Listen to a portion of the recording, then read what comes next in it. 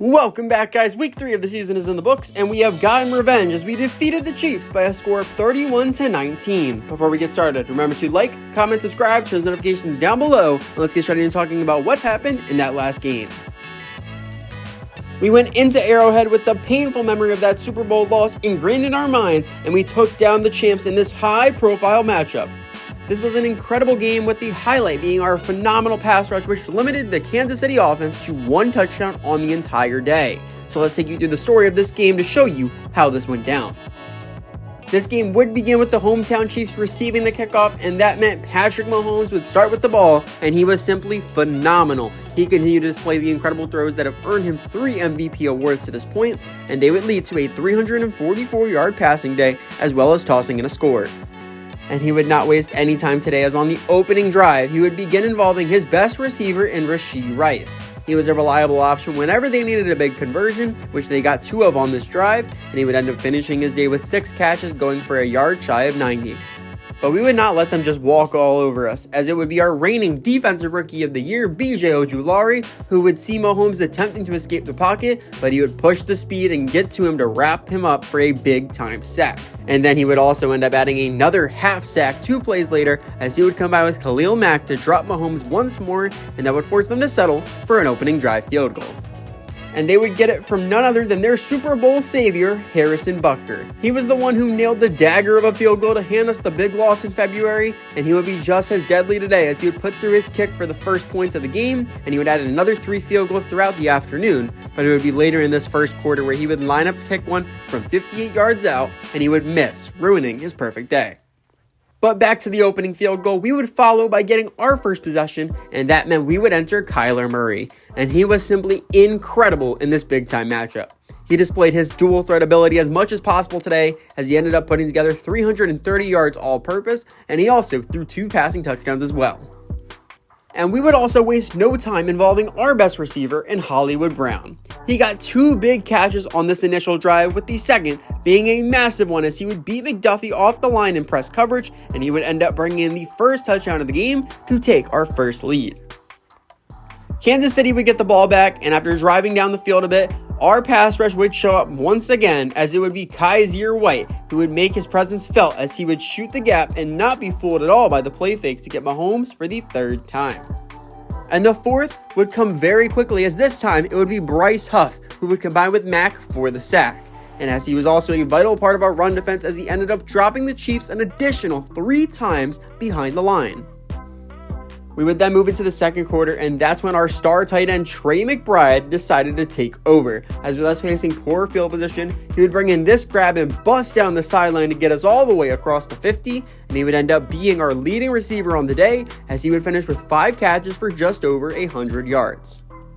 This drive would not end how we wanted, though, as Kyler Murray would make his first mistake, as he escaped the pocket and threw this ball towards the sideline, only for it to be picked off by Jalen Watson. And the 3rd-year corner wouldn't stop there, as he would return it 24 yards, and he would have gone all the way if Murray hadn't stepped up and made the touchdown-saving tackle. Kansas City would end up putting up another field goal, and then on the first play we got with the ball back, we would throw yet another pick, this time to the rookie safety Gordon Douglas. He would crash on the ball downfield, attempted for more, and he would make a very athletic play on the ball to give his offense some great starting field position near midfield. But once more, our defense would decide they weren't giving up that easy, as we would add another 2 sacks to the team total. Starting first with middle linebacker Zaven Collins, as he would display such a dominant burst of speed to get in and send down Mahomes, and this would be the statement piece of his phenomenal effort, as he would end up as the leading tackler on the day, finishing with 15 on the afternoon, with nearly half being solo efforts. And then on the first play of the 2-minute warning, it would be Folorunso Fatukasi who would take advantage of the long developing play, as he would get home on this big time 3rd down play to contribute his only stat, and he would force the Chiefs to punt. We would add a field goal with the remaining time, and we would then move into the second half. And this is when we would begin to pound the rock with rookie running back Sean Jones. With our lead back Tyson Williams out for today's game, he ended up getting the majority of the carries, and he did great with them, as he averaged over 6 yards a carry on 15 to get him 5 yards shy of the 100-yard mark. And to cash in at the end of the drive, we would look to his veteran counterpart in James Conner, and he would not disappoint as he would show some spectacular strength and effort to fight this one across the goal line for our second touchdown of the day. KC would look to get their running back Isaiah Pacheco going as well, but for him, it wasn't on the ground. He could not get anything going as he got a mere 10 yards on 9 carries, but he showed his true worth in the receiving game as he would bring in 6 balls for a little over 60 yards, with his longest being this huge 26-yard reception. But we would continue with this drive, and it would be one of the most interesting of this entire game, starting with us picking up yet another stack, this time from Lonnie Johnson. Michael Allison would leave earlier in the game with an injury, and he would take advantage of a great play design on the defensive side to get a free rush on the QB and bring him down for the loss. They would then recover, but this is when the Chiefs would get away with sloppy football 3 straight times.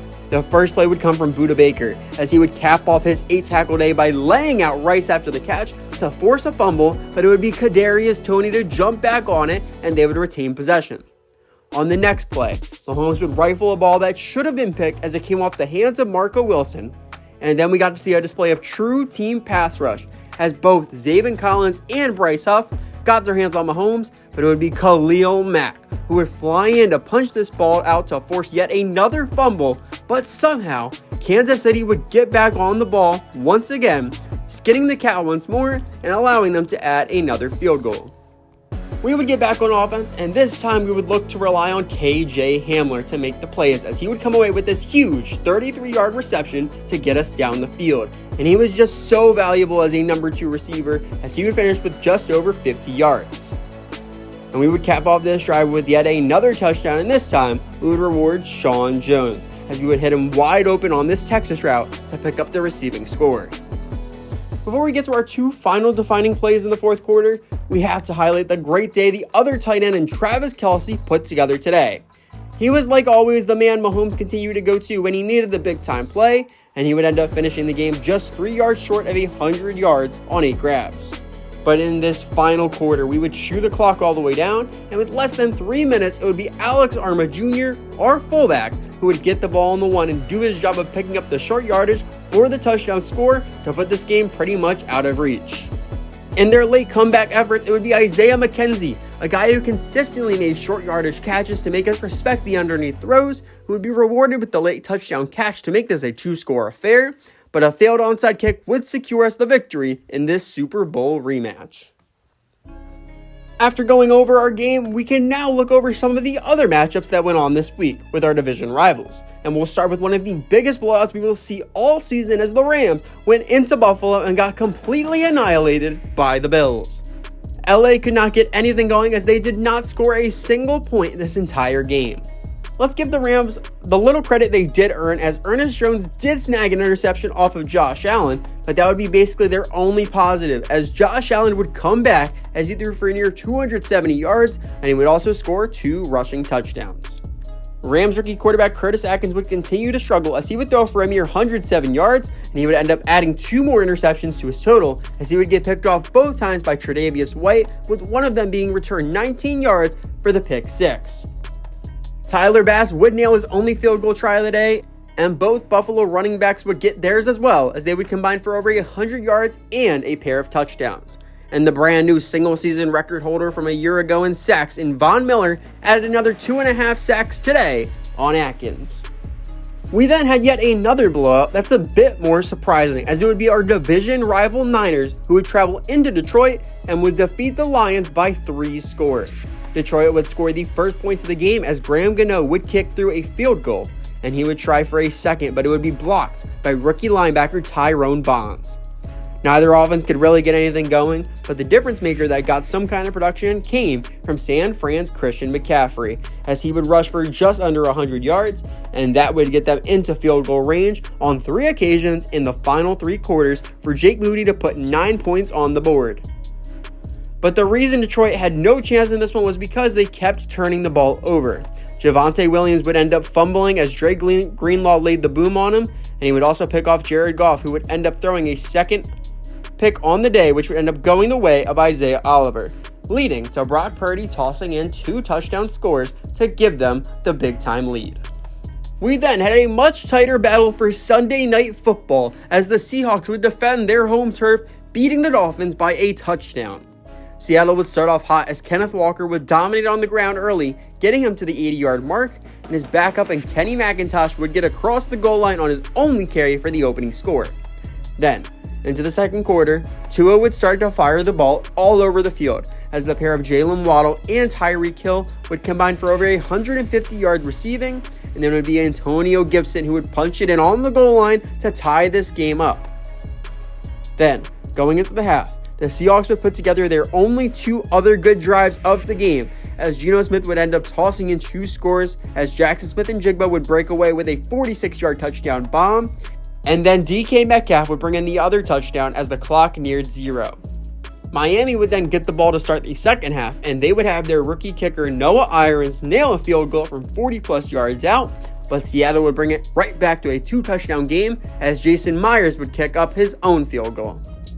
In the fourth quarter, Miami would get some hope as Antonio Gibson would once again find glory as he would break away a massive 91-yard touchdown reception to make his total 2 on the day, bringing this back to a 1-touchdown game, and then a combination of the Seattle run game chewing clock and their star-studded defense locking down the passing attack, they would hold out for the win.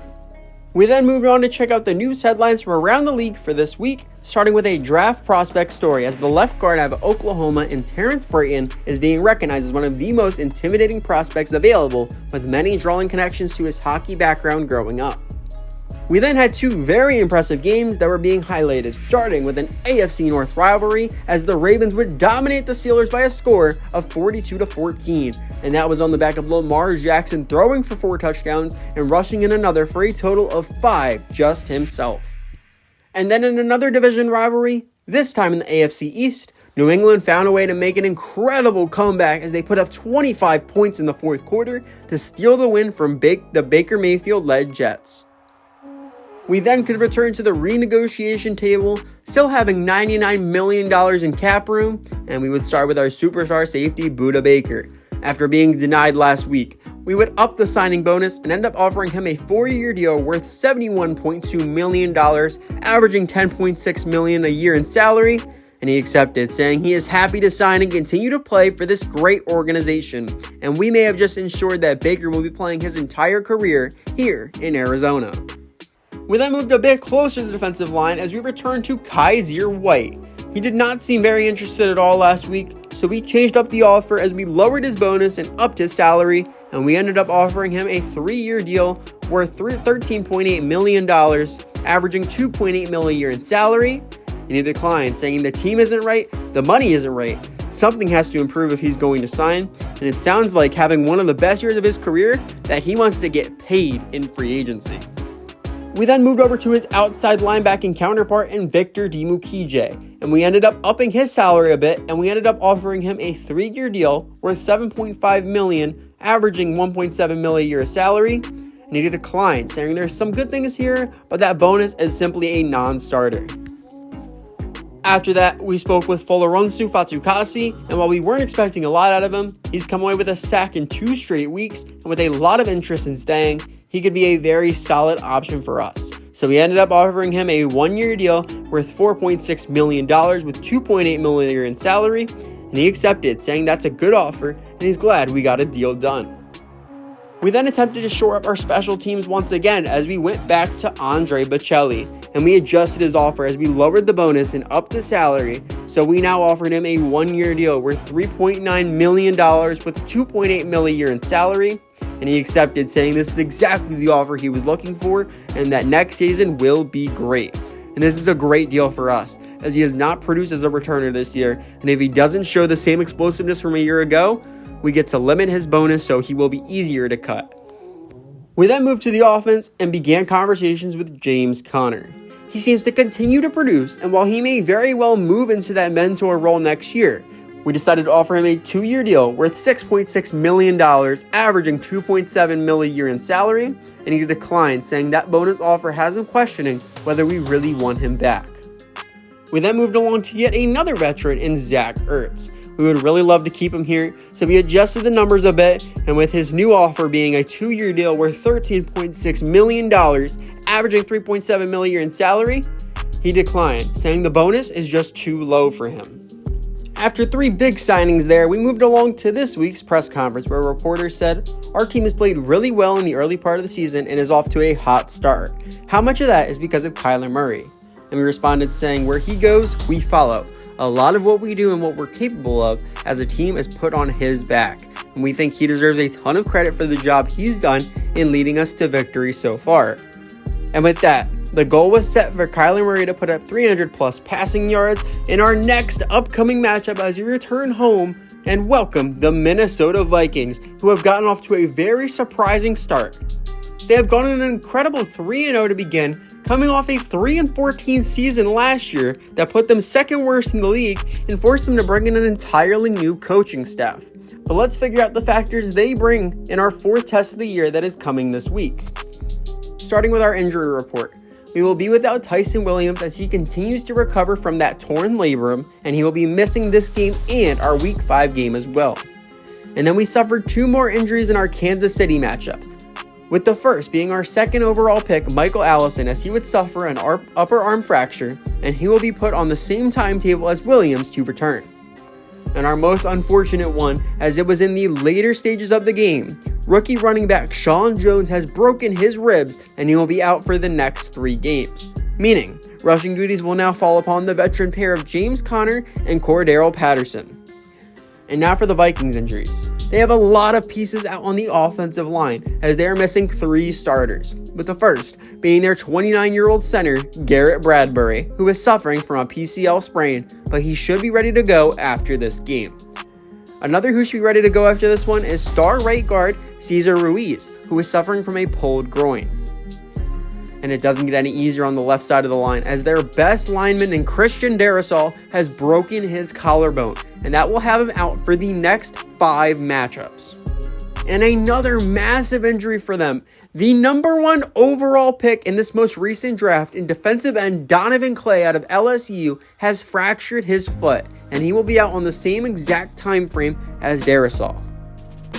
But there are still some dynamic players that will be available for them, like the 25-year-old X-Factor receiver, Justin Jefferson, a former Offensive Player of the Year just 2 seasons ago, and he has earned himself one of the highest non-quarterback contracts in the league, and he will look to continue his worth against us today. And complementing him from the tight end position is, of course, TJ Hawkinson. It was 3 seasons ago that he was brought over in a trade from the Lions, and he has continued to show the immense talent that has earned him 2 Pro Bowl nods in his career. And hopefully one of the 2 guys still available for the starting offensive line unit in Brian O'Neill can continue to buy their passing game some time. He does such a great job blocking on the edge, giving the quarterback time in the pocket, but he will have a much tougher test today with all the injuries and facing our elite pass rush. Then we move back to the defensive side, where it will be their pass rush attempting to get the best of us, with their best defensive player in Danielle Hunter leading the charge.